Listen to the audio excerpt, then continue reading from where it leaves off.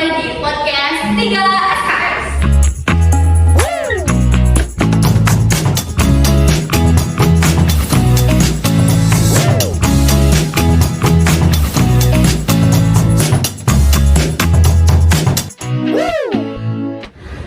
Halo, saya Safria Putri, host Anda kali ini. Pada episode kali ini, kita akan membahas salah satu konsep penting dalam ilmu komputer, yaitu algoritma backtracking.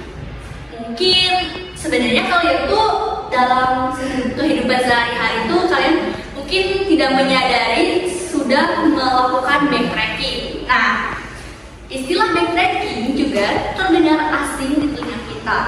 Tapi ya sebenarnya ini sangat sering kita gunakan dalam kehidupan sehari-hari. Bayangkan aja ketika kita sedang mencari jalan keluar nih dari sebuah labirin, kita akan mencoba satu jalan, lalu jika jalan itu buntu, kita akan kembali ke persimpangan sebelumnya dan mencoba jalan yang lain. Kita pasti akan mencari alternatif ketika kita menemukan jalan buntu seperti itu. Nah itu tuh tanpa kita sadari sebenarnya kita tuh sudah berdampingan dengan backtracking, sudah melakukan backtracking. Nah, untuk membahas lebih lanjut dalam mengenai algoritma backtracking, saya telah mengundang rekan saya, Rangga Firman, yang akan memaparkan materi hari ini. Halo, selamat datang Rangga. Saya dulu. Terima kasih. Gimana nih hari-harinya Kak? Saya cukup sibuk sih untuk semester 3 kali. Gimana nih kuliahnya? Kita akan mungkin sebelum ke materi kita akan bincang-bincang dulu ya dengan narasumber kita mengenai seputar perkuliahan semester 3 ini ya Kak. Gimana nih untuk semester 3 ini? Apakah banyak sekali tantangan atau tugas-tugas? Oh banyak sekali, untuk proyek juga banyak. Udah mulai proyek-proyek ya kita semester 3. Nah, gimana nih cara mengefisienkan waktunya untuk membagi tugas yang beberapa tugas ini semester 3 ini kerasa nggak sih kalau kita tuh lagi dikejar-kejar? Terasa banget untuk semester 3 ini. Saya juga paling untuk meminimalkan ya. Paling dikerjakan tugas yang lebih mudah gitu untuk mengatur waktu ya. Karena kalau kita terus mengerjakan hal yang sulit, sementara di satu sisi ada yang lebih mudah, kenapa kita nggak mengerjakan yang lebih mudah dulu ya? Betul kan? Karena semakin kita mengerjakan tugas yang sulit, terus sementara ada tugas yang mudah, kita malah kayak pusing gitu, terus jadinya tuh nggak selesai semuanya jadi seperti itu. Betul sekali itu. Apalagi kan di zaman sekarang, zaman yang canggih, teknologi maju, makin mudah lah untuk tugas ya Kak. Betul sekali. Oke, mungkin cukup segitu aja kita untuk pengalaman. Mungkin kita akan lanjut ke sesi materi. Oke. Nah, tadi kan aku udah bahas ya Kak awal-awal tentang materi backtracking ini. Terus aku sebenarnya baru awal-awal tahu tentang sebenarnya kita tuh berdampingan dengan backtracking ini tanpa sadar itu kita udah melakukan backtracking sehari-hari. Nah, mungkin bisa dijelaskan secara sederhana apa itu algoritma backtracking dan mengapa algoritma ini penting? Jadi algoritma backtracking ini adalah teknik pemecahan masalah dengan mencoba semua kemungkinan solusinya secara bertahap. Jika satu langkah tidak valid, kita coba lagi sampai solusi tersebut valid. Oke, jadi ada tahapan-tahapannya juga ya, karena dalam kehidupan sehari-hari juga kita kalau melakukan ada problem gitu, gak mungkin kita menyelesaikan hari itu juga, tapi mungkin bisa, cuman kita kayak lihat dulu ini solusi masalahnya berat atau ringan. Kalau misalnya masalahnya berat, mungkin kita memerlukan beberapa tahapan gitu ya Kak. Oke. Untuk contoh penerapannya kita bisa pakai permainan catur mungkin menggunakan masalah N quiz. Ya, jadi itu apa Kak?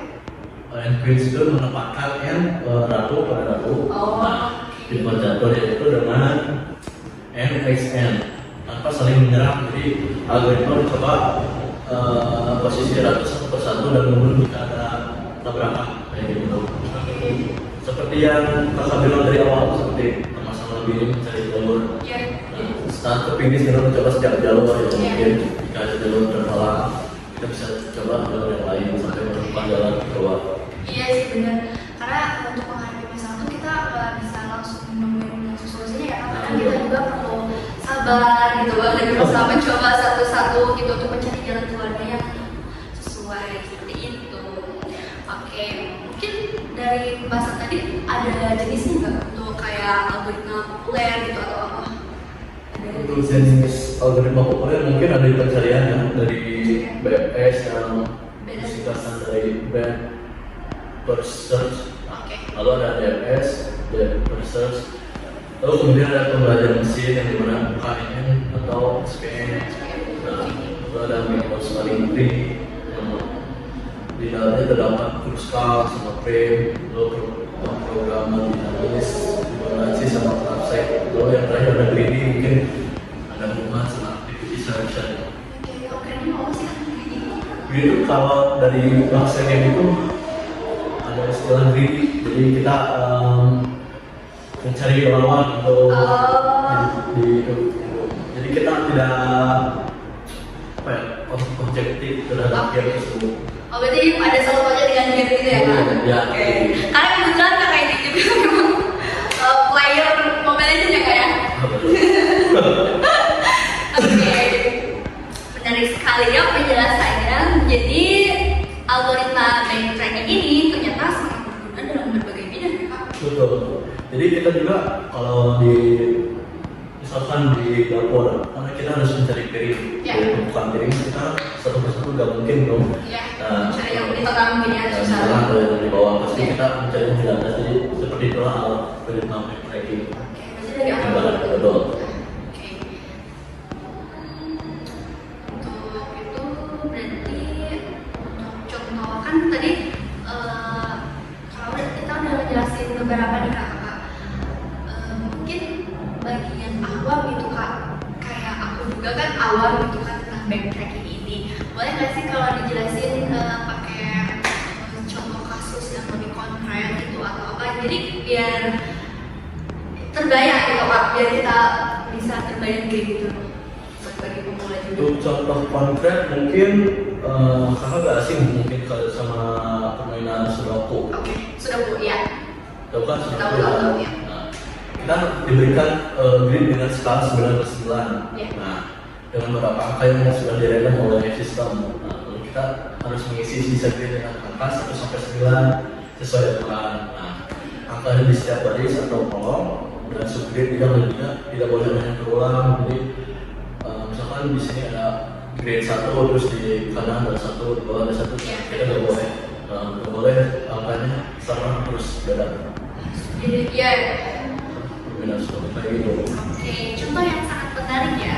Namun pasti adalah tantangan tersendiri dalam merancang dan mengimplementasikannya algoritma backtracking ini ya.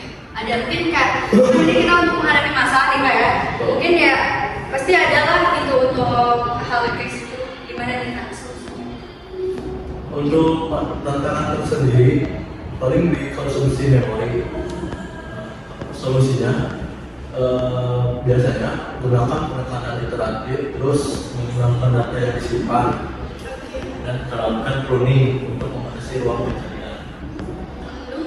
Lalu ada paling di kompleksitas waktu, kan di algoritma backtracking ini cukup memakan banyak waktu kan, jadi kurang efisien. Dan solusinya kita bisa menggunakan pertama pruning juga, lalu gunakan algoritma heuristik dan manfaatkan regression atau dynamic programming untuk menghindari perhitungan yang berulang. Pruning. Kalau dari pruning itu sendiri kayak tanaman, kita harus memangkas tanaman yang jelek atau gimana kayak itu. Oke. Dan tadi juga aku tuh dengar ada algoritma heuristik itu. Dan mungkin kayak nggak ngerti apa tuh algoritma heuristik, belum cukup pakai pembahasan materi kali ini gitu. Boleh nggak Kak, kalau dijelasin sedikit tentang algoritma heuristik ini? Jadi algoritma heuristik itu adalah metode pencarian solusi untuk masalah yang kompleks dengan menggunakan pendekatan yang lebih cepat dan efisien. Meskipun solusinya tidak selalu optimal, tapi sering digunakan untuk masalah yang lebih besar dan serta sulit untuk diselesaikan secara eksak seperti masalah optimasi, mencari jalur, terus masalah kecepatan pola kayak gitu. Oke, mungkin untuk hal itu udah dapat dimengerti sih ya Kak. Cuman kayak ada nggak sih kan contoh-contohnya gitu kayak seperti apa gitu kan dalam pembahasan ini? Contoh-contohnya dari algoritma heuristik mungkin ada algoritma ASTAR, terus algoritma BD, ada simulation modeling, sama genetic algoritma. Yang greedy ini tadi berarti sama yang tadi kita berbahas juga. Oke.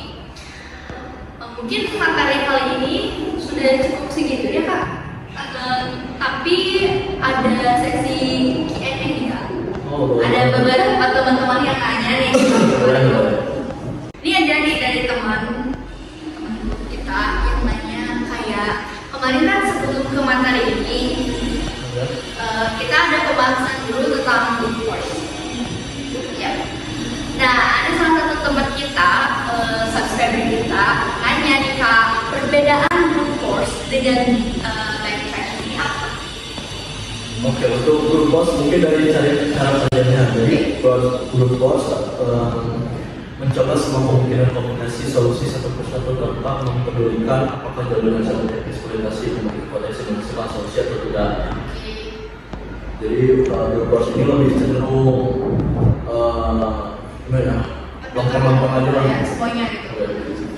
Jadi pada dasarnya brute force adalah pendekatan coba semuanya kayak gitu. Terus untuk efisiensi nih, brute force sangat tidak efisien untuk masalah dengan ruang solusi besar karena setiap kemungkinan harus dicoba, jadi lebih tidak paling kombinasi. Lalu dari kompleksitas waktu, seringkali ekspor jasa, kompleksitas waktu tergantung pada jumlah kombinasi yang harus diuji. Mungkin tadi kan sudah dipaparkan penjelasan nih Kak. Mungkin ya bisa kasih contoh gitu kan kayak satu bahan sama yang tadi. Ini kita membahas Edwin, yang atau contoh gitu. Boleh gak ya kasih contoh itu ada contohnya mungkin problem kita contoh problemnya. Untuk Edwin, kita akan mencoba semua kemungkinan penempatan N ratu di papan N X N, meskipun banyak penempatan sudah melanggar aturan sejak awal. Sama kayak tadi contoh suatu ya sobat. Kayak brute force akan mencoba mengisi setiap sel dengan angka 1 hingga 9 atau memeriksa apakah pengisian tersebut valid sampai selesai. Nah, kalau backtracking tersendiri cara kerjanya pendekatan lebih cerdas dibanding brute force. Berarti lebih tinggi dari betul, lebih unggul ya. Jadi algoritma backtracking ini mencoba solusi secara bertahap, tapi segera memotong jalur atau pruning, ya, memotong atau memangkas jika jalur tersebut tidak memiliki potensi menghasilkan solusi valid. Mungkin untuk efisiensinya gitu Kak. Untuk efisiensi backtracking jauh lebih efisien karena hanya menjelajahi kombinasi yang valid. Dengan memanfaatkan aturan atau constraint, algoritma ini dapat memangkas banyak cabang pencarian yang tepat waktu. Meskipun kompleksitas waktunya masih bisa tinggi pada kasus tertentu, pengurangan eksploitasinya juga tidak perlu membuatnya lebih praktis. Mungkin dari situ ada contoh kasus lagi mungkin dari backtracking ini. Paling dari yang tadi mungkin disebut ya Kak. Di Advance problem. Nah, jadi kita akan menggunakan backtracking akan menempatkan satu ratu pada satu baris, lalu memeriksa apakah penempatan tersebut valid atau tidak saling menyerang. Nah, jika tidak valid atau tidak saling menyerang, maka algoritma akan segera kembali ke rangka sebelumnya tanpa melanjutkan ke baris berikutnya dan itu. Tadi juga kan ada satu sudoku solver juga ya kayak. Jadi untuk sudoku solver kita akan menggunakan backtracking hanya mengisi angka pada sel kosong yang valid sesuai aturan. Jika sebuah angka tidak memungkinkan, algoritma langsung mundur untuk mencoba angka lain kayak gitu. Cukup rumit juga ya kan kalau kita pembahasan kayak gini terus ya kayak cukup rumit ternyata pembahasan tentang backtracking, brute force juga. Ini kan tadi kita kan pembahasannya hanya backtracking. Namun tadi ada teman kita yang nanya perbandingan dari brute force dengan backtracking. Betul. Jadi itu pas kita review ternyata ini agak cukup kompleks dan rumit juga ya untuk memahami hal ini. Ini juga bisa instan ya. Iya, harus banyak belajar dan lebih baca buku lagi ya. Betul. Mungkin untuk ini ya, ada pertanyaan satu lagi ya kak ya. Ada 2 pertanyaan dari teman kita. Dan yang terakhir, karena ada 2 pertanyaan. Yang terakhir ada keunggulan dan kekurangan algoritma backtracking. Nah sekarang itu udah masuk ke mulai ke backtracking nih kak, tentang backtracking. Tadi kan membahasnya cuma secara umum gitu, mungkin kita sama penggambarannya. Mungkin sekarang kayak teman-teman juga masih penasaran untuk hal lebih lanjut lagi, keunggulannya. Boleh jelasin nggak? Untuk keunggulan backtracking tersendiri itu dirancang untuk mengeksplorasi seluruh ruang solusi secara sistematis, sehingga mampu menemukan semua solusi yang paling duduk masalah tertentu. Contoh kayak tadi pada masalah FPN, backtracking tidak hanya memerlukan satu cara untuk menempatkan yang satu, tapi semua kemungkinan cara yang paling kayak gitu. Terus ada pendekatan sistematis backtracking menggunakan struktur rekursif untuk mengeksplorasi ruang solusi. Pendekatan ini memastikan tidak ada solusi yang terlewat dan tidak ada kombinasi yang diperiksa 2 kali. Dengan strategi kayak coba dan mundur, kayak try and next gitu ya. kayak gitu, algoritma ini mampu menjelajahi jalur solusi secara terorganisir mulai dari opsi pertama hingga kayak gitu. Terus fleksibilitas untuk berbagai masalah, kayak memecahkan masalah pajak, kayak sudoku. Oh yang tadi ya. Ini satu kamu juga. Karena ini juga karena intinya saya rasa ada lebih ke backtracking ini untuk karena namanya juga udah pokoknya berarti jalur ya, kayak banyak untuk penyelesaian jalur permasalahan. Jadi kita mungkin pasti akan menghadapi beberapa masalah. Karena dosen aku pernah bilang gini, kalau anak kayak gitu, kalau nggak ada masalah ya harus jadi masalah. Betul. Ya bisa menyelesaikan masalah. Pokoknya anak kayak itu kata dosen aku tuh, aku semester 1, anak kayak itu gitu. Kalau nggak ada masalah, ya udah kita yang jadi masalah. Gitu. Mungkin untuk optimasi kayak real-time system problem gitu ya Pak. Terus kayak penjadwalan seperti itu. Terus selain itu juga kayak backtracking ini mudah dimodifikasi untuk memenuhi kebutuhan spesifik, terus sederhana juga untuk dipahami dan diimplementasikan. Karena kan berbasis rekursi juga kan algoritma ini memiliki struktur pada yang sederhana, terutama untuk programmer yang sudah terbiasa dengan rekursi. Tapi ada juga kekurangan dari backtracking tersendiri. Ya karena di balik itu kan pasti ada kekurangan. Betul. Semuanya mau manusia, mau komputer, mau apapun itu semua pasti ada kelemahan dan kelebihan. Mungkin ini juga untuk backtracking atau brute force juga pasti tadi ada kekurangan dan kelebihan ya. Dan untuk di backtracking juga pasti ada kekurangan. Kekurangannya kayak tidak efisien untuk ruang solusi yang besar, terus jika ruang solusi sangat besar, algoritma backtracking dapat menjadi sangat lama.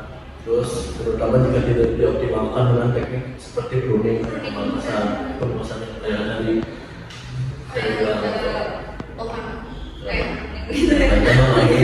Terus masalah dengan variabel dan kombinasi mungkin memerlukan waktu eksekusi yang eksponensial. Karena kan algoritma mencoba semua kemungkinan yang mungkin. Iya, karena kata tadi juga ya, kalau udah ketemu jalan buntu ya udah kita balik lagi nyari jalan-jalan lain, gitu ya Kak. Oke. Lebih lama lah. Iya. Karena mungkin kita mencoba satu-satu juga ya, karena kenapa tadi tidak efisien? Karena kan ketika kita buntu kita balik lagi terus nyari lagi. Betul. Dan langsung dapat kayak kita di sini langsung menemukan jalan keluar yang tapi kita kayak mencoba satu-satu gitu ya kan. Jadi ini membuat sangat tidak efisien ya kita ini balik lagi ya untuk proses yang lebih besar ini sangat cukup tidak efisien ya. Ya. Mungkin untuk contohnya Contoh paling dalam permainan sudoku.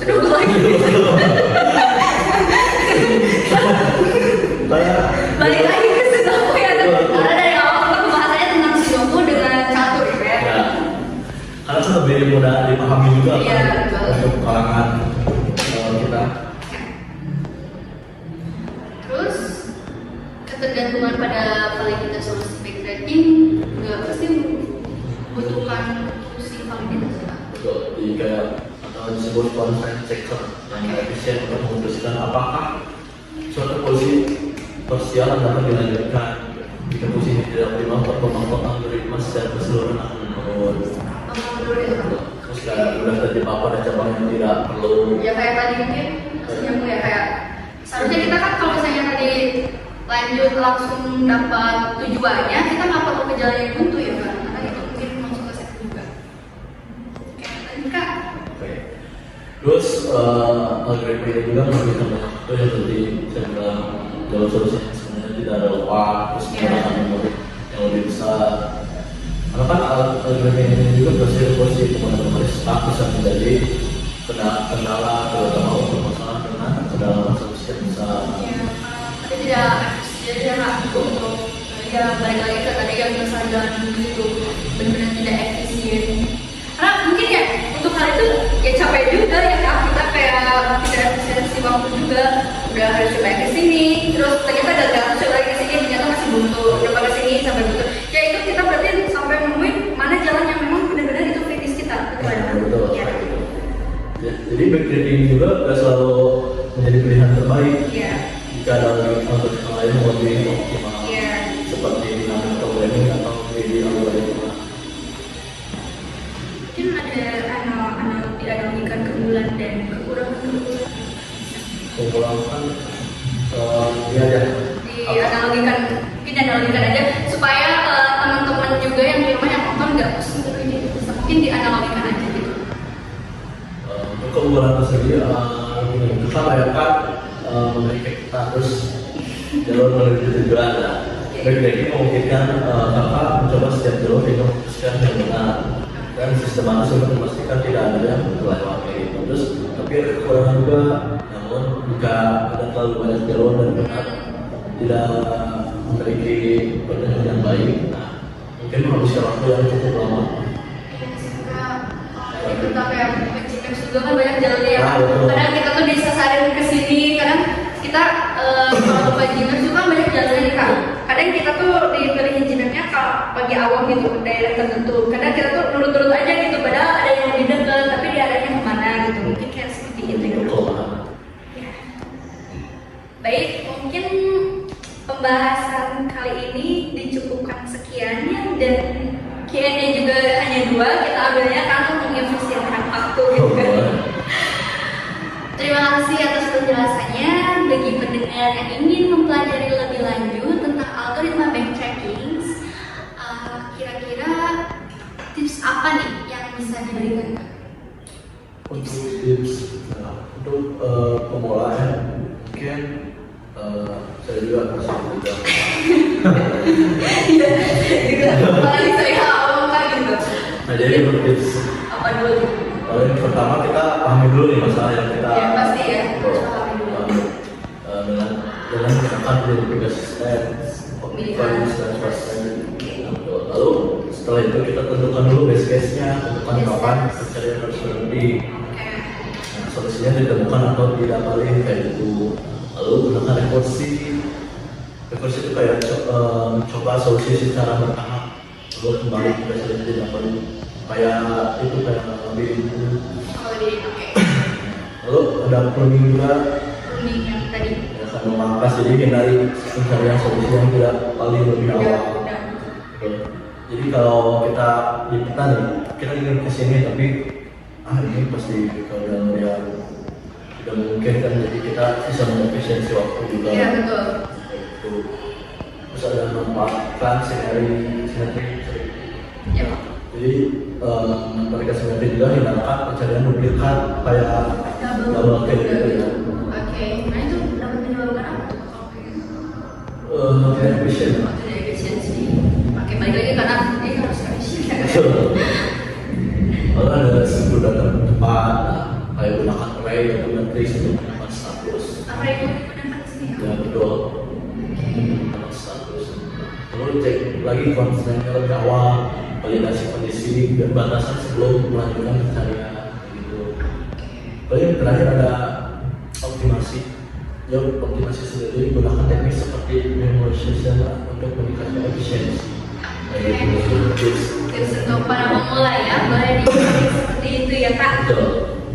Sebenarnya sih kita juga pemula ya Kak, sebenarnya pemula. Cuman ya kita juga sama-sama belajar gitu ya Kak. Karena kan sekarang tuh udah zaman sekarang tuh kita udah canggih sekali ya Kak. Dan jadi nggak ada Alasan ya males-malesan gitu karena sistem pendukung kita belajar itu sangat